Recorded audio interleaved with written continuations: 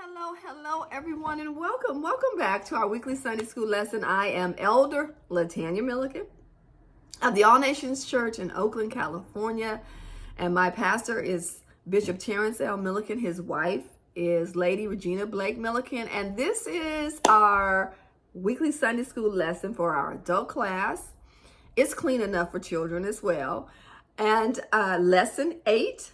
In our fall quarter. It's been an amazing quarter. I have learned so much. I hope you've had some aha moments. I hope you've learned as well as I have. And so we've got an exciting lesson again today.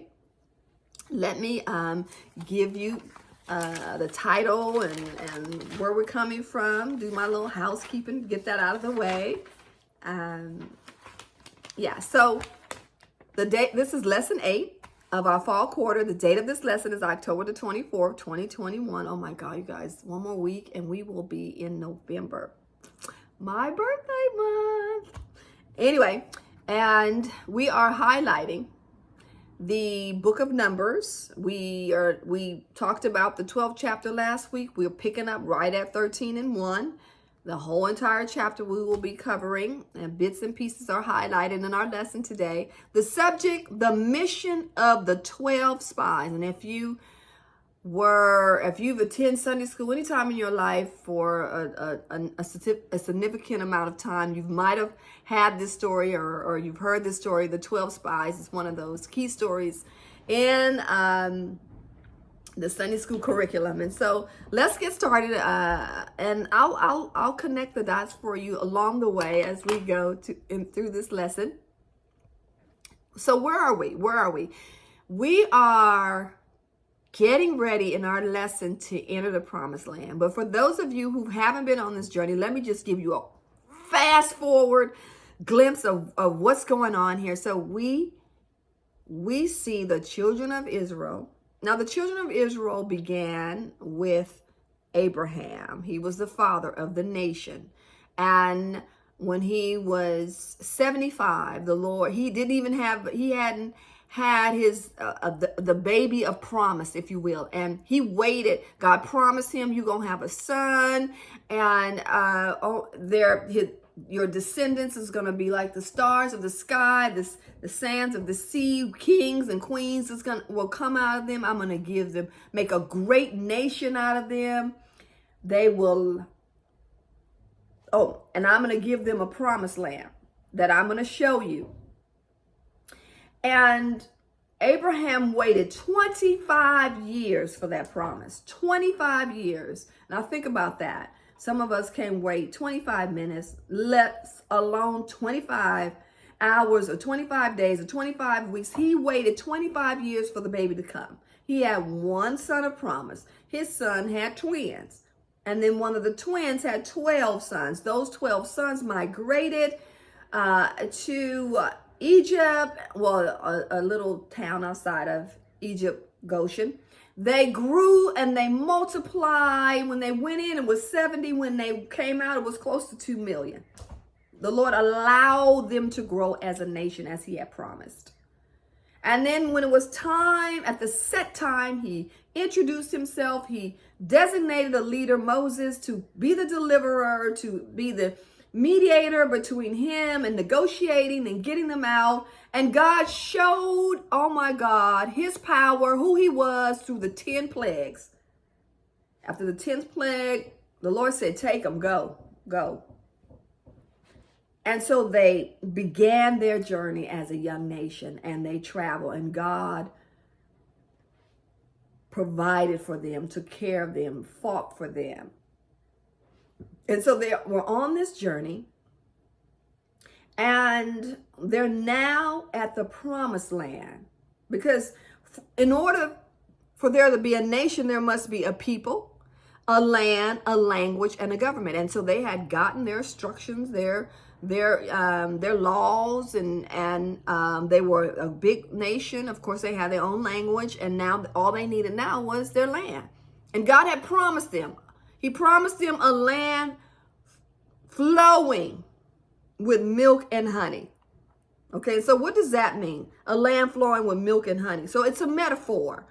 It's a metaphor for all good things.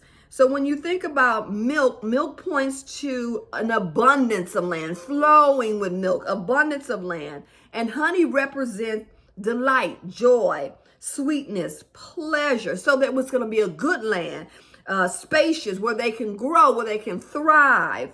A rich land, a land of extraordinary fertility, abundance of pure means of enjoyment. And so this is what the children of Israel had been promised, this promised land. Oh my God, how exciting, right? How exciting. This land was going to be so much better than where they had come from, as living in Egypt as slaves. And so they travel, and so last week we talked about, I'll just pause right here. Last week we talked about Miriam and Aaron talking against Moses, and Miriam getting the punishment for it because she was the initiator. And so she had to be put out the camp for 7 days. They had to wait for her for 7 days. And then they left that area, and they won the battle with the king of the Amorites. They won the battle of the king of Bashan. And so the Lord said, okay, this is enough. It's time to go and settle down. It's time to get the land that I promised you. And so he sent them to the land of Canaan, Lebanon, and near the Euphrates River. All right. And it was time to go in. So God was actively involved in this process. And when Moses instructed that it's time for us, where we need to go and take the land. And so the people suggested that we spy out the land so we can develop a strategy or some kind of strategic battle plan to take this land. And Moses agreed. He kind of thought it was a great idea, or I won't say a great idea, but a good idea. And he went along with it, and he talked to the Lord about it, and the Lord gave him instructions. Okay, so you have two actual stories. You have one in the 13th chapter of Numbers, and then you have another story, same story. It tells it a little bit different. So I'm speaking from the story from Deuteronomy's 1 through 28. That story is where we learn that it was the people's idea and not God's idea. In Numbers, it said God sent them, but he allowed it. So he instructed them to send out the spies, and they were going to be 12 leaders, one leader from each tribe. There was 12 tribes, one leader from each tribe with representation, which means each tribe would have representation and would bring back a report. So when they would come back and they have their strategy in place, that particular leader could share the strategy with everyone in the tribe. And so let's just see what happens here. Moses sends them out, and he gives them instructions. So we're going to read a little bit. We have some time to read just a little bit. I'm in the 13th chapter, and we'll learn what they were supposed to look for as they were sent out. Verse 17, Numbers 13:17, and it reads, Moses gave the men these instructions as he sent them out to explore the land. Go north through Negev into the hill country. See what the land is like, and find out whether the people are living in strong or weak. Find out whether the people living there are strong or weak, few or many. See what kind of land they live in. Is it good or is it bad? Do their towns have walls? Or are they unprotected like camps, like open camps? Is the soil fertile or poor? Are there many trees? Do your best to bring back samples or crops you see, because Moses knew that it was harvest time. So bring back us a souvenir, some harvest, some ripe grapes or something. So they went up and they explored the land. And they were gone for 40 days. And so, in the meantime, I want to just, before we go to their responses, I want to really focus on the fact that 12 leaders were sent.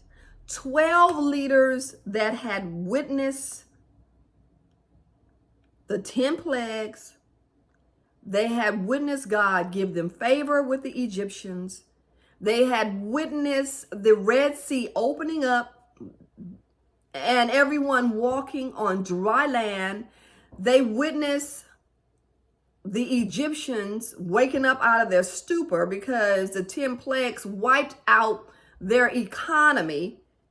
And then on top of that, they gave away all their gold and silver and good clothes and fine ornaments to the children of Israel. When they woke up, they were like, what did we just do? Come on, we got to go and get that stuff back. So the army went after them, and God allowed, once they got safe on the other side, he allowed the Red Sea to close up on them, destroyed them. But not only that, he allowed the bodies and the particles from the chariots to rise so that they could visually see that God had destroyed this army and that this army was never going to follow them again. The leaders saw this. They saw the pillar of fire at night to keep them warm, the cloud by day to lead them and to keep them cool. They witnessed God providing water and manna. Manna was the heavenly food, a nutritious food. It only lasted a day because some of them felt like God wasn't going to feed them the next day. So they hoarded and hid after he instructed them, just get enough for the day and enough for your family. But some of them hid it. And when they went back the next day to get the manna, it was rancid. But this food was nutritious because God gives us what is best for us. I remember recently my grandson was here. And the point I want to make is that there are so many preservatives in the food we eat today. I mean, just calcium sulfate, sodium nitrate, BHT, sorbate acid, sodium stuff I can't even name to preserve the food. So my grandson was here for the summer. We took him back in August. He loved hot dogs. So it was right at dinner time. Right at bedtime, he would want a hot dog. And so I had hot dogs and hot dog buns. And when he left, there were hot dog buns left over that sat on the counter for weeks.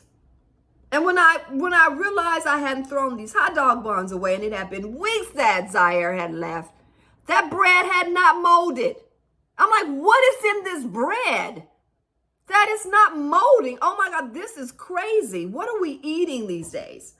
All of these chemicals that are preserving the food, but the manna was fresh. They witnessed that, fresh food. Then they witnessed, after they complained, quail. And then God had defeated all the armies for them, brought them and to the land, right at the door, flowing with milk and honey. The leaders, my point is, the leaders had witnessed all this. And then they went to go spy out the land.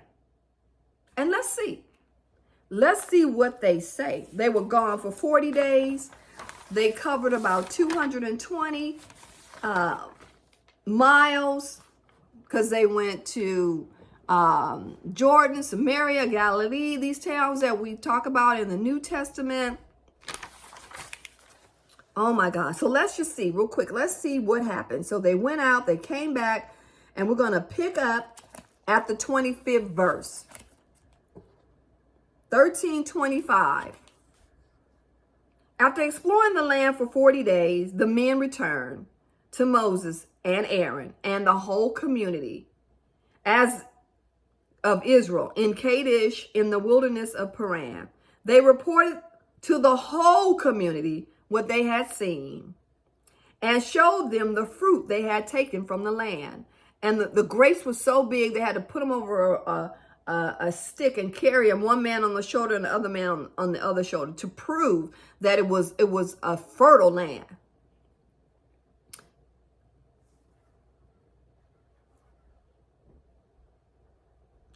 This was their report to Moses. We entered the land you sent us to explore, and it is indeed a bountiful country, a land flowing with milk and honey. It is indeed what God said. It is indeed what God promised. It is indeed what God declared, a land flowing with milk and honey. Here is the kind of fruit it produces. He showed them the fruit. But, nevertheless, in spite of what God said, the people living there are powerful, and their towns are large and fortified. We even saw giants there, the descendants of Anak. The Amalekites live in the Gab, and the Hittites, Jebusites, and Amorites live in the hill country. The Canaanites live along the coast of the Mediterranean Sea and along the Jordan Valley. And so the people just got aroused. Oh my God, scared, fearful. Oh my goodness. Oh man, the noise just roared through the whole community. And Caleb tried to quiet the people as they stood before Moses. He said, let us go up at once to take the land. We can certainly conquer it. But the other men who had explored the land with him disagreed. We can't go up against them. We're talking about leaders now. We're talking about the 12 leaders. The 12 leaders who had saw all of God's miracles, who had heard the promise. We can't do this. I'll read on. They are stronger than we are. But what about all the victories you had won before? So they spread this bad report about the land among the Israelites. The land we travel through and explore will devour anyone who goes to live there. All the people we saw are huge. We even saw giants there. The descendants of Anak. Next to them, we felt like grasshoppers.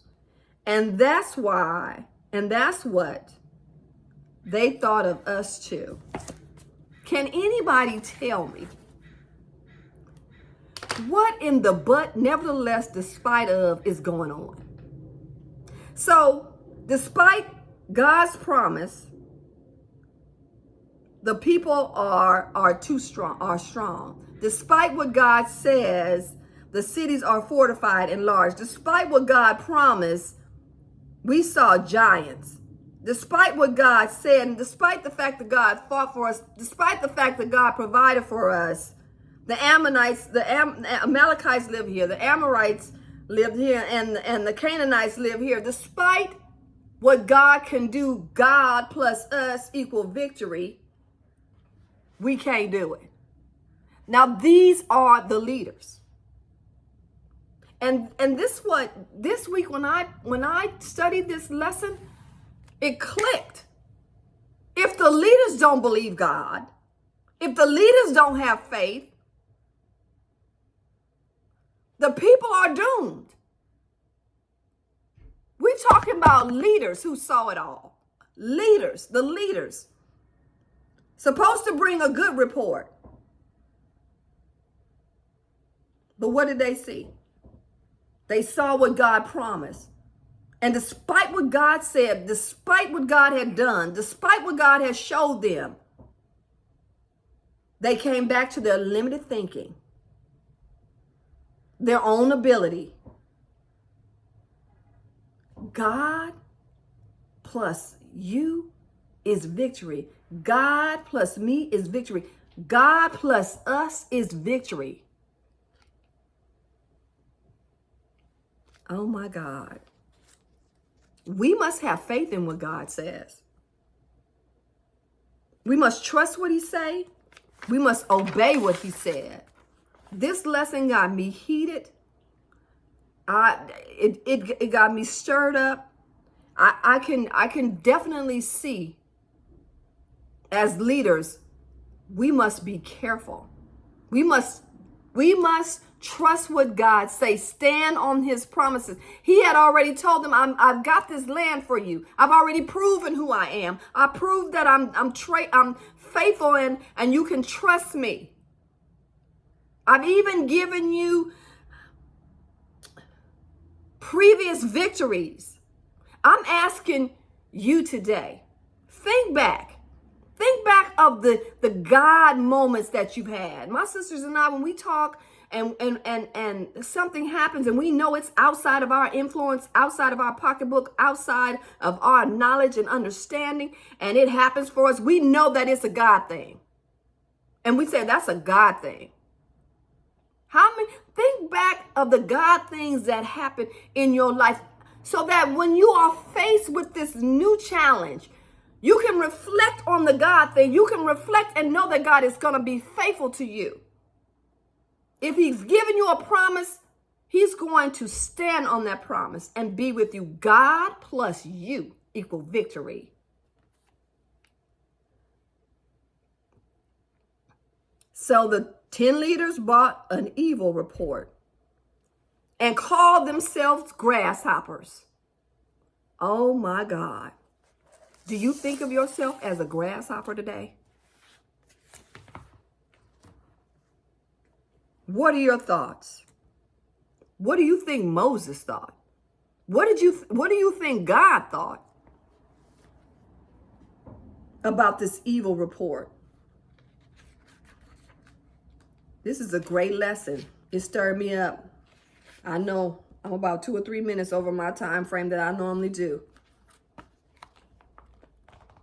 But we must trust God, especially us leaders, not looking and using our limited thinking, because God is with us. That's why he's with us, because he knows we're limited.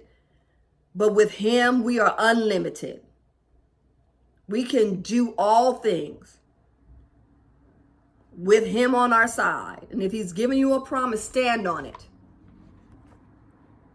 And if you can't stand, have someone help you stand. Let's see what the aim of the lesson is. The fact of the lesson is to warn that we will always find obstacles we need to overcome as we obey the Lord. There will always be obstacles. The principle of the lesson is to show that those who lack faith in the Lord are controlled by their circumstances. The application: to mature in our faith, to point that we simply take God at his word and do not put him to the test. We got to take him at his word. If he promised, he's going to deliver. The conclusion: the unfaithfulness of God's people is on display in the report of the spies upon their return from Canaan. The fact that the Lord knew they would act this way and yet continue with the plan for his people reveals his amazing mercy and grace. I'm curious of your thoughts of the lesson today. Please leave your comments. Please share the lesson. As I give you next week's lesson, the people of God were faithless and rebellious, yet the Lord loved them and remained faithful to them. As we move into Numbers 14, so read Numbers 14 next week, and a new unit in our studies, we will see how very important it is to take God seriously. I hope you've enjoyed the lesson. Please share with me your aha moments. I love you. God bless you. And wait on his promise.